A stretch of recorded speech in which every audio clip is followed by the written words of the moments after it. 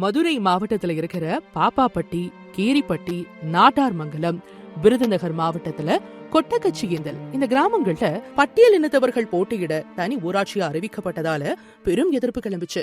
1996 இருந்து 2006 வரைக்கும் நடந்த தேர்தல்களை 19 முறை தள்ளி வச்சாங்க. ஒண்ணு தேர்தலை புறக்கணிக்கிறது, இல்லனா பட்டியல் இனத்தவர் தலைவரா பொறுப்பேத்தா உடனே அவரே பதவி விலகிறது மாதிரியான நாடகம் எல்லாம் ஆதிக்க சாதிகளால அரங்கேறுச்சு.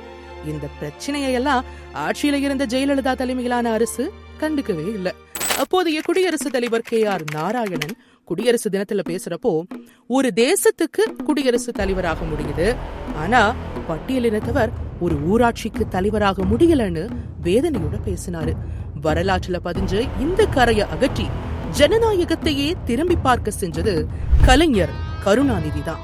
2006 திமுக ஆட்சிக்கு வந்ததுமே ஊராட்சி மன்றங்கள்ல பட்டியலினத்தவர் தலைவராக கூடாதுன்னு தடுக்கிறது சமூக நீதிக்கு எதிரானதுன்னு உணர்த்த சுழற்சி முறையிலான இடஒதுக்கீட்ட இந்த 4 ஊராட்சிக்கும் நீட்டித்தார் கலைஞர்.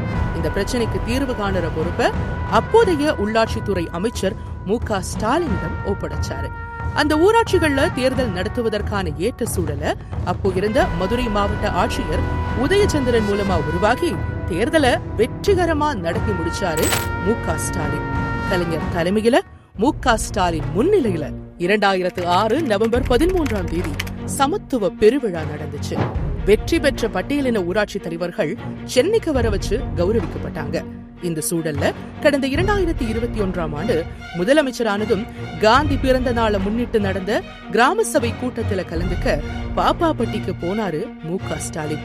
இப்படி தந்தை வழியில சமத்துவ சமூக நீதி அரசியலை போற்றி பாதுகாக்கிற முதலமைச்சர் MK ஸ்டாலினையும் திமுகவையும் வரலாறு எப்பவும் வாழ்த்திட்டே இருக்கும்.